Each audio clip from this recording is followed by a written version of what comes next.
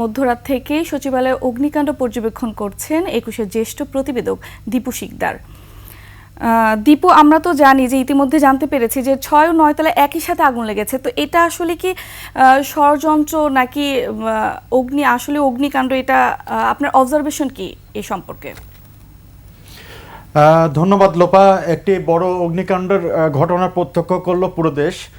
আমি প্রথমে বলে রাখি যে এই অগ্নিকাণ্ড নিয়ে কিন্তু ইতিমধ্যে একটি ধোঁয়াশা তৈরি হয়েছে, কারণ যেটা যে একই ভবনের যে ৬ এবং ৯ তলায় কিন্তু এই অগ্নিকাণ্ডের ঘটনা ঘটে, এবং আমরা যেটা ফুটেজ বিশ্লেষণ করে যেটা দেখতে পাচ্ছি, স্পষ্টই দেখা যাচ্ছে যে এক প্রান্ত থেকে আরেক প্রান্ত ৬ তলা এবং ৯ তলা দুটি জায়গায় কিন্তু আগুন জ্বলছে।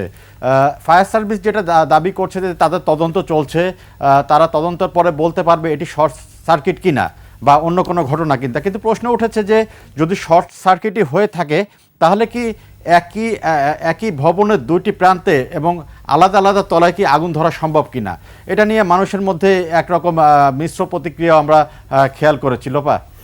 ওখানে তো একটা ইউনিট ছিল, তো তারা আসলে কি করলো বা তাদের ভূমিকাটা আসলে কি? কার্যত যে ইউনিটটি ছিল, আমরা যেটা জানতে পেরেছি সেই ইউনিটটি কিন্তু কোনো তাদের কার্যক্রম চালাতে পারেনি।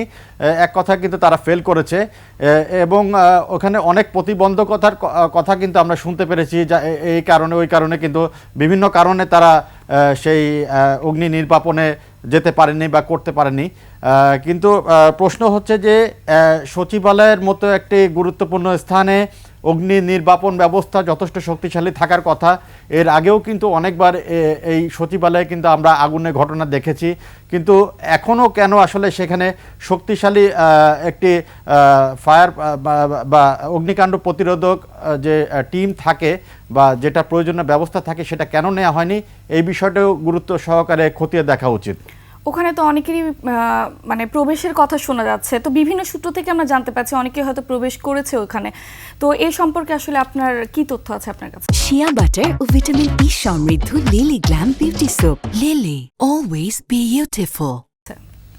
লোপা, সচিবালয় হচ্ছে একটি অতি গুরুত্বপূর্ণ স্থাপনা এবং অতি গুরুত্বপূর্ণ একটা সরকারি স্থাপনা, যেটাকে আমরা কেপিআই জোন বলে থাকি।